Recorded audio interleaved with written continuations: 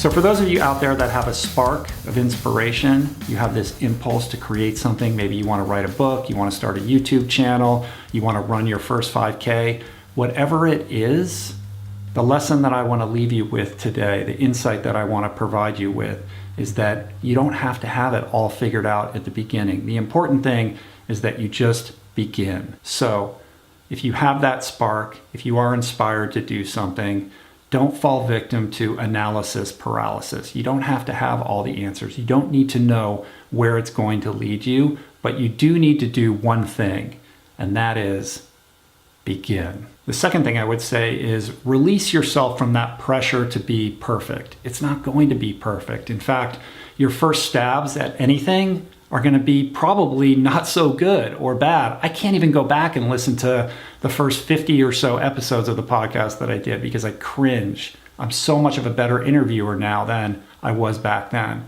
But that is beside the point. The point is you have to get over that self-imposed sense of having to do it great the first time out, because you're gonna fail. So embrace that failure. Failure is part of the process of growth and maturity. Just focus on what you love and don't be afraid to fail. In fact, welcome it.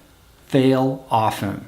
The other thing is it's fine and cool and awesome to be inspired by other people out in the world. If you want to start a YouTube channel, follow the people that inspire you, that are doing amazing things, and allow their insight and their example to inform your path. But ultimately, at the end of the day, you have to find your own voice, because it is your unique perspective that is the ultimate differentiator.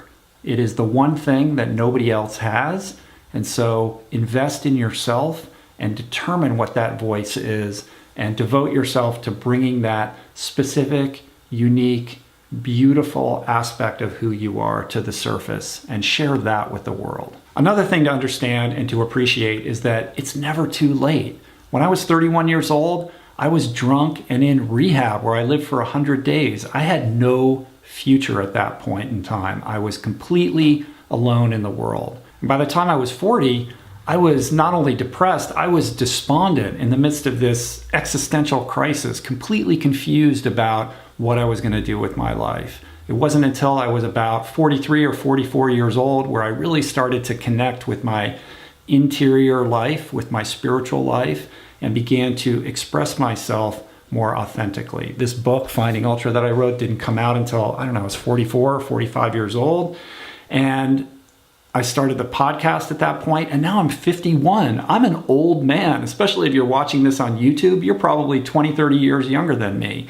So it is never too late. And I'll leave you with this. If you have that spark of inspiration, if you feel compelled or inspired to make something, to express yourself, to create, understand one fundamental truth, and it is this: the world needs more of who you really are.